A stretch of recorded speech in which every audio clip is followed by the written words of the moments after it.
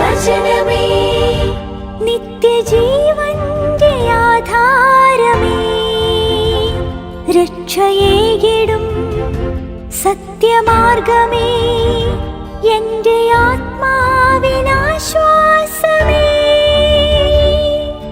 വചനം വചനം വചനം. യൂദിത്തിന്റെ പുസ്തകം 11-ാം അധ്യായം. ഹോളോഫർണസ് അവളോട് പറഞ്ഞു, സ്ത്രീയെ, ധൈര്യമായിരിക്കുക, നിന്റെ ഹൃദയത്തിൽ ഭയം വേണ്ട. എന്തെന്നാൽ ഭൂമി മുഴുവന്റെയും രാജാവായ നെബൂഖദ്നേസറിനെ സേവിക്കാൻ നിശ്ചയിച്ച ഒരാളെയും ഞാൻ ഉപദ്രവിച്ചിട്ടില്ല. ഇപ്പോൾ തന്നെ മലനാട്ടിൽ വസിക്കുന്ന നിന്റെ ജനം എന്നെ അവഹേളിച്ചില്ലായിരുന്നുവെങ്കിൽ ഞാൻ ഒരിക്കലും അവരുടെ നേരെ എൻ്റെ കുന്തമുയർത്തുകയില്ലായിരുന്നു. അവരുടെ മേൽ അവർ തന്നെ വരുത്തിവെച്ചതാണിവ. നീ അവരിൽ നിന്ന് ഞങ്ങളുടെ അടുത്തേക്ക് ഓടിപ്പോന്നത് എന്തു കാരണത്താലാണെന്ന് ഇപ്പോൾ എന്നോട് പറയുക. തീർച്ചയായും നീ സുരക്ഷിതത്തിലേക്കാണ് എത്തിയിരിക്കുന്നത്. ധൈര്യമായിരിക്കുക.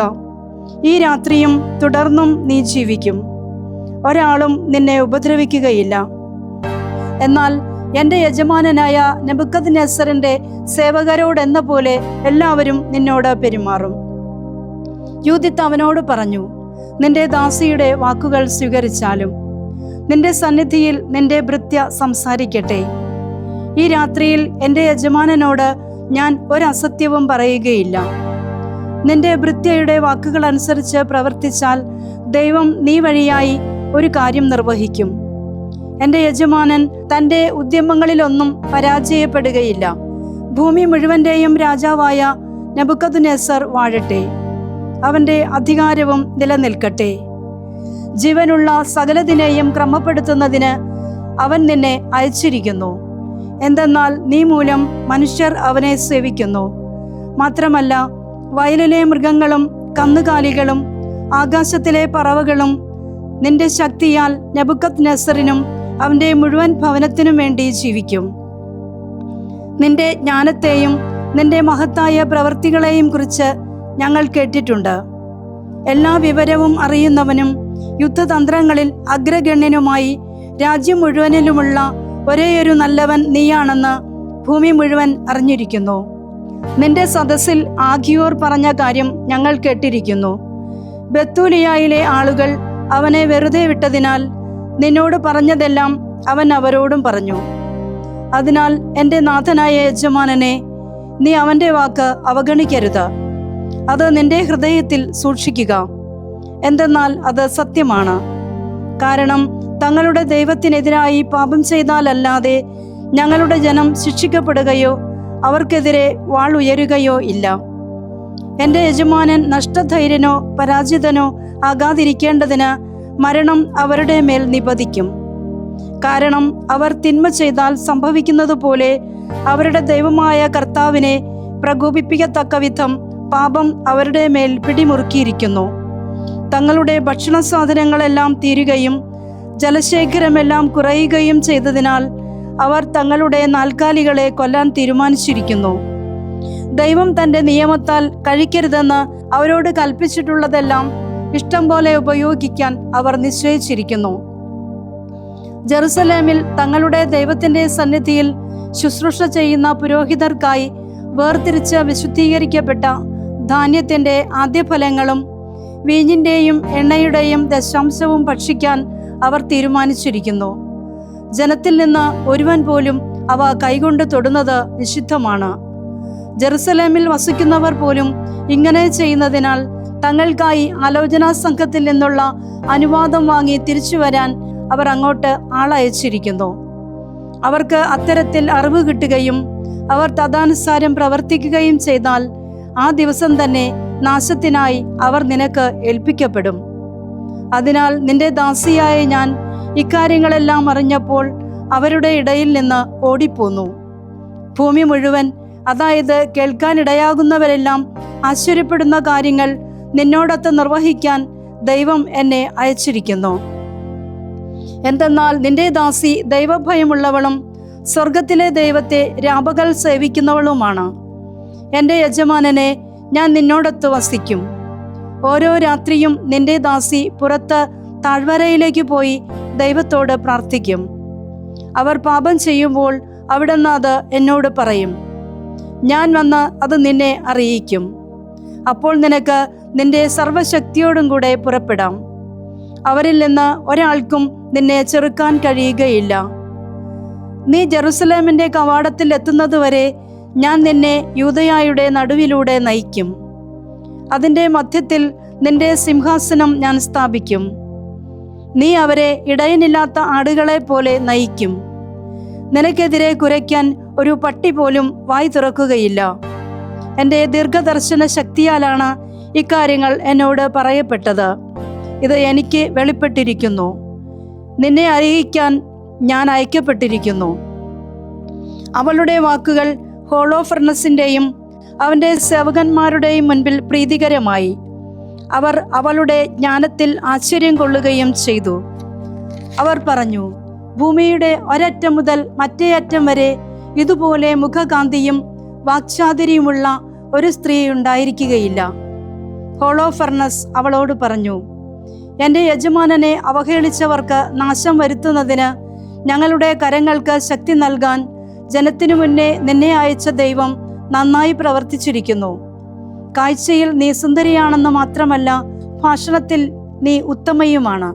നീ പറഞ്ഞതുപോലെ പ്രവർത്തിക്കുന്ന പക്ഷം നിന്റെ ദൈവം എൻ്റെയും ദൈവം ആയിരിക്കും. നീ നെബൂഖദ്നേസറിന്റെ കൊട്ടാരത്തിൽ വസിക്കുകയും ഭൂമി മുഴുവൻ പ്രശസ്തയായിരിക്കുകയും ചെയ്യും. യൂദിത്തിന്റെ പുസ്തകം 12-ാം അധ്യായം. തൻ്റെ വെള്ളിപ്പാത്രങ്ങൾ വെച്ചിരുന്നിടത്തേക്ക് അവളെ നയിക്കാനും തൻ്റെ ഭക്ഷണ വിഭവങ്ങളിൽ നിന്ന് അവൾക്ക് വിരുന്നൊരുക്കാനും തൻ്റെ വീഞ്ഞിൽ നിന്ന് പകർന്നു കൊടുക്കാനും അവൻ ആജ്ഞാപിച്ചു. എന്നാൽ യൂദിത്ത് പറഞ്ഞു, എനിക്ക് പാപഹേതു ആകാതിരിക്കേണ്ടതിന് ഞാൻ അതിൽ നിന്ന് ഭക്ഷിക്കുകയില്ല. എൻ്റെ കൂടെ കൊണ്ടുവന്നതിൽ നിന്ന് ഞാൻ സംതൃപ്തയായിക്കൊള്ളാം. ഹോളോഫർണസ് അവളോട് പറഞ്ഞു, നിന്റെ പക്കലുള്ളത് തീരുമ്പോൾ അതുപോലുള്ളത് നിനക്ക് തരാനായി ഞങ്ങൾ എവിടെ നിന്ന് കൊണ്ടുവരും? എന്തെന്നാൽ നിന്റെ ജനത്തിൽ നിന്ന് ആരും ഞങ്ങളുടെ കൂടെ ഇല്ലല്ലോ. യൂദിത്ത് അവനോട് പറഞ്ഞു, എൻ്റെ യജമാനനെ, നിന്റെ ജീവനാണേ, കർത്താവ് എൻ്റെ കരത്താൽ നിർവഹിക്കാൻ ഉറച്ചത് ചെയ്യും വരെ എൻ്റെ പക്കലുള്ള സാധനങ്ങൾ നിന്റെ ദാസി ഉപയോഗിച്ച് തീരുകയില്ല. അനന്തരം ഹോളോഫർണസിന്റെ ഭൃത്യന്മാർ അവളെ കൂടാരത്തിനുള്ളിലേക്ക് കൊണ്ടുപോയി. അർദ്ധരാത്രി വരെ അവൾ ഉറങ്ങി. പ്രഭാതയാമത്തിന് മുമ്പ് തന്നെ അവൾ എഴുന്നേറ്റു. അവൾ ഹോളോഫർണസിന്റെ അടുത്തേക്ക് ആളയച്ചു പറഞ്ഞു, എൻ്റെ യജമാനനെ, നിന്റെ ദാസി പുറത്തുപോയി പ്രാർത്ഥിക്കുന്നതിന് കൽപ്പിച്ചനുവദിച്ചാലും. അവളെ തടയരുതെന്ന് ഹോളോഫർണസ് അംഗരക്ഷകരോട് ആജ്ഞാപിച്ചു. അങ്ങനെ അവൾ 3 ദിവസം പാളയത്തിൽ പാർത്തു. രാത്രി തോറും അവൾ ബെത്തൂലിയ താഴ്വരയിൽ പോവുകയും പാളയത്തിലെ നീരുറവയിൽ കുളിക്കുകയും ചെയ്തിരുന്നു. അവൾ തിരികെ കയറുമ്പോൾ അവിടുത്തെ ജനത്തെ ഉദ്ധരിക്കുന്നതിനുള്ള മാർഗം കാണിച്ചു തരണമേ എന്ന് ഇസ്രായേലിന്റെ ദൈവമായ കർത്താവിനോട് പ്രാർത്ഥിച്ചിരുന്നു. അങ്ങനെ സംശുദ്ധയായി അവൾ മടങ്ങുകയും വൈകുന്നേരം തൻ്റെ ഭക്ഷണം കൊണ്ടുവരുന്നതുവരെ കൂടാരത്തിൽ തങ്ങുകയും ചെയ്തു. 4-ാം ദിവസം ഹോളോഫർണസ് തൻ്റെ സേവകർക്ക് മാത്രമായി ഒരു വിരുന്നൊരുക്കി. അധികാരികളെ ആരെയും അവൻ ക്ഷണിച്ചില്ല. തൻ്റെ സർവ്വകാര്യങ്ങളുടെയും നടത്തിപ്പുകാരനായ ഷണ്ടൻ ബഗോവാസിനോട് അവൻ പറഞ്ഞു, നീ പോയി നിന്റെ സംരക്ഷണത്തിലിരിക്കുന്ന ആ ഹെബ്രായ സ്ത്രീയെ നമ്മോടൊത്ത് ഭക്ഷിക്കാനും പാനം ചെയ്യാനും വരാൻ പ്രേരിപ്പിക്കുക. ഇത്തരമൊരു സ്ത്രീയെ അവളോട് സഹവസിക്കാതെ അവഗണിക്കുന്നത് നമുക്ക് അപമാനകരമായിരിക്കും. നാം അവളെ ആശ്ലേഷിക്കാതിരുന്നാൽ അവൾ തന്നെ നമ്മെ പരിഹസിക്കും. ബഗോവാസ് ഹോളോഫർണസിന്റെ പക്കൽ നിന്ന് പോയി അവളുടെ അടുത്തേക്ക് ചെന്ന് പറഞ്ഞു, എൻ്റെ യജമാനന്റെ പക്കൽ വരുന്നതിനും അവൻ്റെ മുൻപിൽ ബഹുമാനിതയാകുന്നതിനും ഞങ്ങളോടൊത്ത് വീഞ്ഞു കുടിച്ച് ആനന്ദിക്കുന്നതിനും ഈ ദിവസം നെബൂഖദ്നേസറിന്റെ ഭവനത്തിൽ ശുശ്രൂഷിക്കുന്ന അസിറിയക്കാരുടെ ഒരു പുത്രിയെ പോലെ ആയിത്തീരാൻ സുന്ദരിയായ ഈ പരിചാരിക അമാന്തിക്കാതിരിക്കട്ടെ. യൂദിത്ത് അവനോട് പറഞ്ഞു, എൻ്റെ യജമാനെതിരെ പറയാൻ ഞാൻ ആരാണ്? അവൻ്റെ ദൃഷ്ടികളിൽ പ്രീതികരമായതെന്തും ഞാൻ ഉടൻ തന്നെ ചെയ്യും. എൻ്റെ മരണദിനം വരെ അത് എനിക്ക് സന്തോഷജനകമായിരിക്കും. അവൾ എഴുന്നേറ്റ് ആടയാഭരണങ്ങളാലും എല്ലാവിധ സ്ത്രൈണ അലങ്കാരങ്ങളാലും വിഭൂഷിതയായി അനുദിന ഉപയോഗത്തിനായി, അതായത് അവൾ അതിൽ ചരിഞ്ഞുകിടന്ന് ഭക്ഷിക്കുന്നതിനായി പെഗോവാസിൽ നിന്ന് അവൾക്കൊരു ആട്ടിൻതോൽ കിട്ടിയിരുന്നു. അവൾക്ക് മുൻപേ അവളുടെ ദാസി പോയി അത് ഹൊളോഫർണസിന് അഭിമുഖമായി നിലത്ത് വിരിച്ചു. യൂദിത്ത് വന്ന് അതിന്മേൽ ചരിഞ്ഞു കിടന്നു. ഹോളോഫർണസിന്റെ ഹൃദയം അവളുടെ മേൽ ആകൃഷ്ടമായി. അവന്റെ ആത്മാവ് തുടിക്കുകയും അവളുമായി ഒന്നാകാൻ തീവ്രമായി ആഗ്രഹിക്കുകയും ചെയ്തു. ആദ്യമായി കണ്ട ദിവസം മുതൽ അവളെ വശീകരിക്കാൻ അവൻ ഒരവസരം കാത്തിരിക്കുകയായിരുന്നു. ഹോളോഫർണസ് അവളോട് പറഞ്ഞു, കുടിച്ച് ഞങ്ങളോടൊത്ത് ഉല്ലസിക്കുക. യൂദിത്ത് പറഞ്ഞു, പ്രഭോ, ഇപ്പോൾ ഞാൻ കുടിക്കും. എന്തെന്നാൽ എൻ്റെ ജനനം മുതൽ ഇന്നുവരെയുള്ള ഏതു ദിവസത്തെയുംകാൾ എൻ്റെ ജീവിതം ഇന്ന് എനിക്ക് ഏറെ വിലപ്പെട്ടതായിരിക്കുന്നു. അതിനുശേഷം തൻ്റെ ദാസി തയ്യാറാക്കിയിരുന്നവ എടുത്ത് അവൾ അവൻ്റെ മുൻപിൽ വെച്ച് തിന്നുകയും കുടിക്കുകയും ചെയ്തു. ഹോളോഫർണസ് അവളിൽ അത്യധികം പ്രസാദിക്കുകയും താൻ ജനിച്ചതു മുതൽ ജീവിതത്തിൽ ഒരിക്കലും ഒരു ദിവസം കൊണ്ട് കുടിച്ചിട്ടില്ലാത്തത്ര അധികം വീഞ്ഞു കുടിക്കുകയും ചെയ്തു. ജെറമിയ പ്രവാചകന്റെ പുസ്തകം 27-ാം അധ്യായം. യൂദാ രാജാവായ ജോസിയായുടെ പുത്രൻ യഹോയാക്കീമിന്റെ ഭരണത്തിന്റെ ആരംഭത്തിൽ ജെറമിയായ്ക്ക് കർത്താവിൽ നിന്ന് അരുളപ്പാടുണ്ടായി. കർത്താവ് എന്നോട് ഇങ്ങനെ അരുൾ ചെയ്തു, നിനക്കായി ചങ്ങലകളും നുകങ്ങളും ഉണ്ടാക്കി അവ നിന്റെ കഴുത്തിൽ വയ്ക്കുക.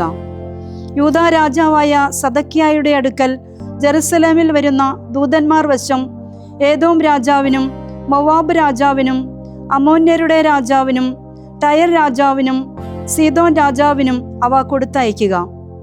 തങ്ങളുടെ യജമാനന്മാരുടെ പക്കലേക്ക് അവരെ നീ ഇപ്രകാരം നിയോഗിക്കണം. ഇസ്രായേലിന്റെ ദൈവമായ സൈന്യങ്ങളുടെ കർത്താവ് ഇങ്ങനെ അരുൾ ചെയ്യുന്നു, നിങ്ങൾ നിങ്ങളുടെ യജമാനന്മാരോട് ഇങ്ങനെ പറയണം, ഭൂമിയെയും ഭൂമുഖത്തുള്ള മനുഷ്യഗണത്തെയും മൃഗഗണത്തെയും മഹാശക്തിയാലും നീട്ടിയ ഭുജത്താലും സൃഷ്ടിച്ചത് ഞാനാണ്. എൻ്റെ ദൃഷ്ടികളിൽ ഋജുവായുള്ളവന് ഞാനത് നൽകും. ഇപ്പോൾ ബാബിലോൺ രാജാവായ എൻ്റെ ദാസൻ നെബൂഖദ്നേസറിന്റെ കയ്യിൽ ഞാൻ ഈ ദേശങ്ങളെല്ലാം നൽകിയിരിക്കുന്നു. അവനെ സേവിക്കാൻ വയലിലെ ജീവജാലങ്ങളെയും ഞാൻ അവന് കൊടുത്തിരിക്കുന്നു. സകല ജനതകളും അവനെയും അവൻ്റെ പുത്രനെയും പൗത്രനെയും അവൻ്റെ സ്വന്തം ദേശത്തിൻ്റെ തന്നെ സമയം വരുന്നതുവരെ സേവിക്കും. പിന്നീട് അനേക ജനതകളും മഹാരാജാക്കന്മാരും അവനെ സേവകനാക്കും. അവനെ ബാബിലോൺ രാജാവായ നെബൂഖദ്നേസറിനെ സേവിക്കുകയോ ബാബിലോൺ രാജാവിൻ്റെ നുകത്തിന് കഴുത്ത് വച്ചു കൊടുക്കുകയോ ചെയ്യാത്ത ജനതയെയും രാജ്യത്തെയും അവൻ്റെ കൈകൾ കൊണ്ട് നിശേഷം നശിപ്പിക്കുന്നതുവരെ വാളുകൊണ്ടും പട്ടിണി കൊണ്ടും പകർച്ചവ്യാധി കൊണ്ടും ഞാൻ ശിക്ഷിക്കും. കർത്താവിൻ്റെ അരുളപ്പാട്. അതിനാൽ ബാബിലോൺ രാജാവിനെ സേവിക്കരുത് എന്ന് നിങ്ങളോട് പറയുന്ന നിങ്ങളുടെ പ്രവാചകന്മാരെയും പ്രശ്നക്കാരെയും സ്വപ്നക്കാരെയും ശകുനക്കാരെയും ക്ഷുദ്രക്കാരെയും നിങ്ങൾ അനുസരിക്കരുത്.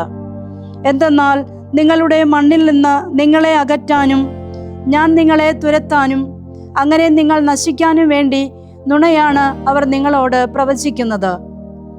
ബാബിലോൺ രാജാവിൻ്റെ നുകത്തിലേക്ക് കഴുത്ത് വെച്ചുകൊടുത്ത് അവനെ സേവിക്കുന്ന ജനതയ്ക്ക് സ്വന്തം മണ്ണിൽ ഞാൻ വിശ്രമം നൽകും. അവർ കൃഷി ചെയ്ത് അതിൽ ജീവിക്കും. കർത്താവിൻ്റെ അരുളപ്പാട്.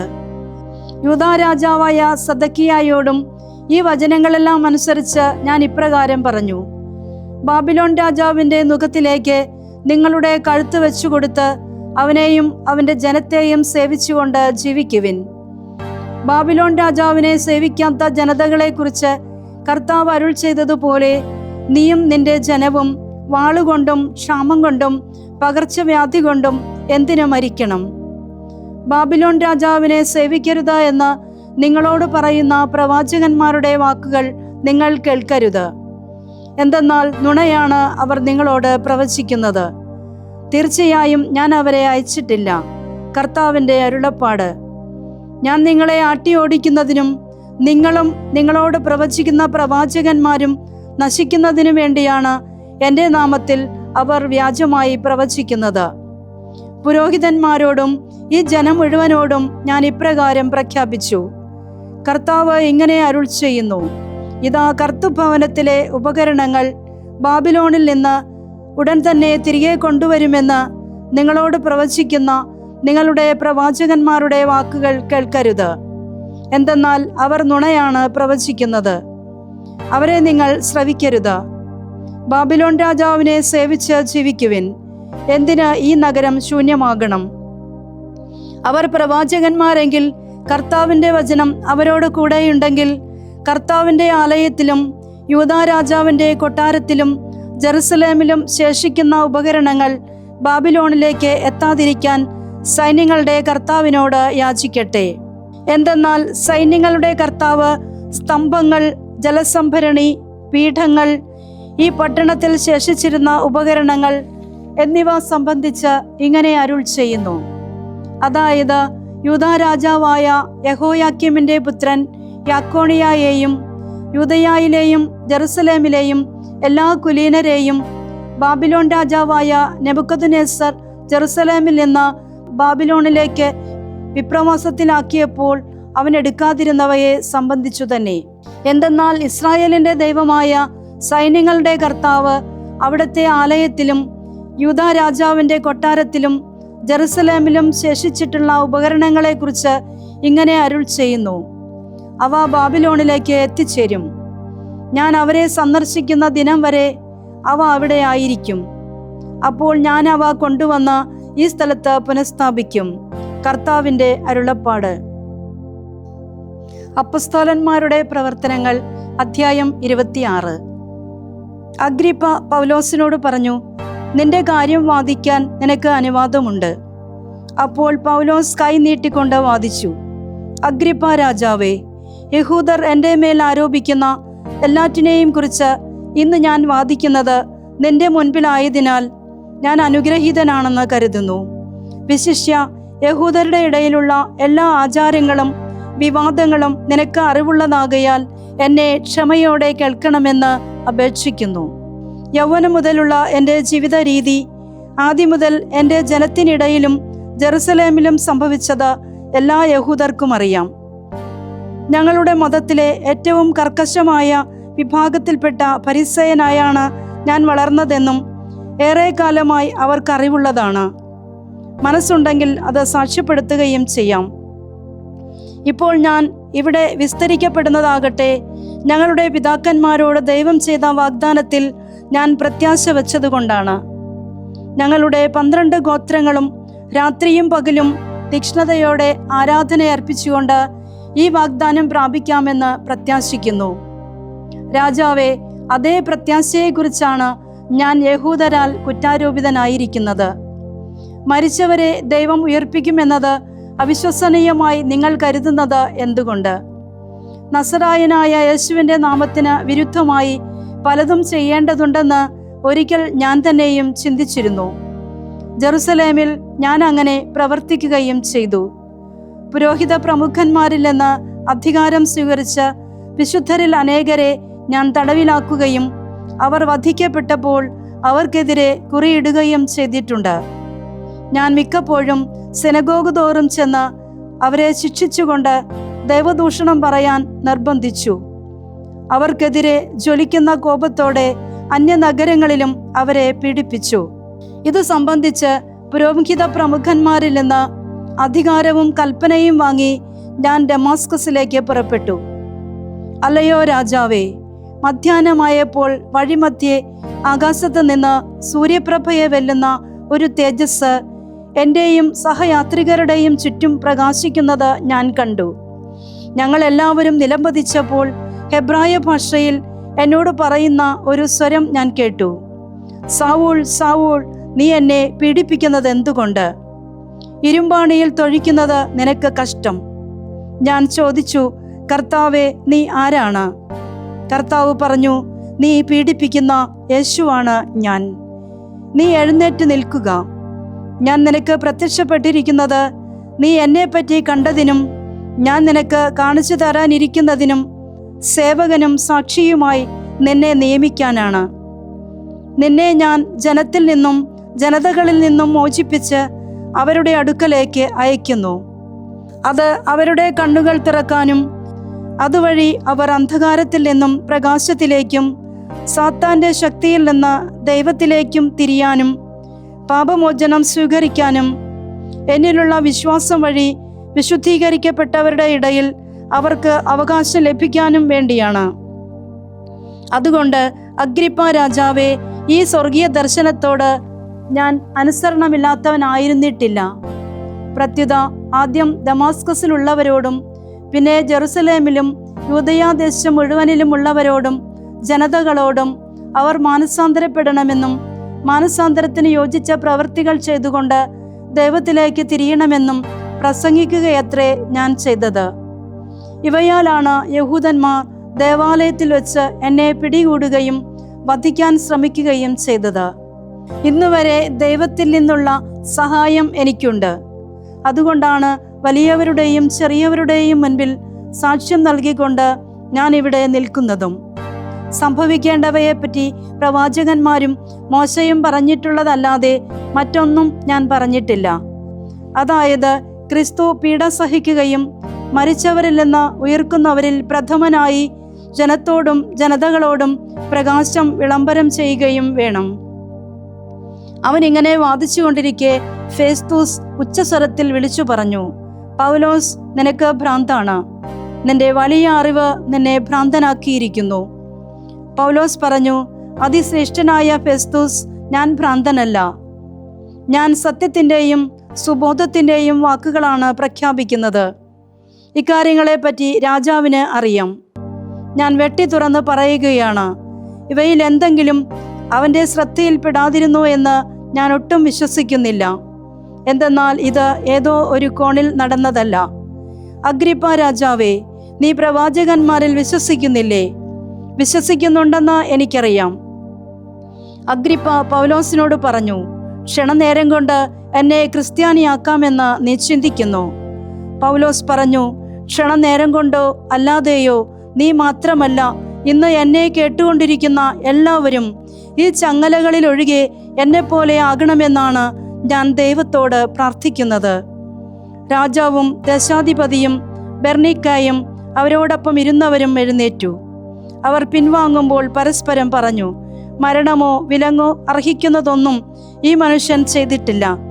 അഗ്രിപ്പ ഫെസ്തൂസിനോട് പറഞ്ഞു, സീസറിന്റെ മുൻപാകെ ഉപരിവിചാരണ ആവശ്യപ്പെട്ടിരുന്നില്ലെങ്കിൽ ഇവനെ മോചിപ്പിക്കാമായിരുന്നു. ദൈവവചനമേ, നിത്യജീവന്റെ ആധാരമേ, രക്ഷയേകിടും സത്യമാർഗമേ, എന്റെ ആത്മാവിനാശ്വാസം.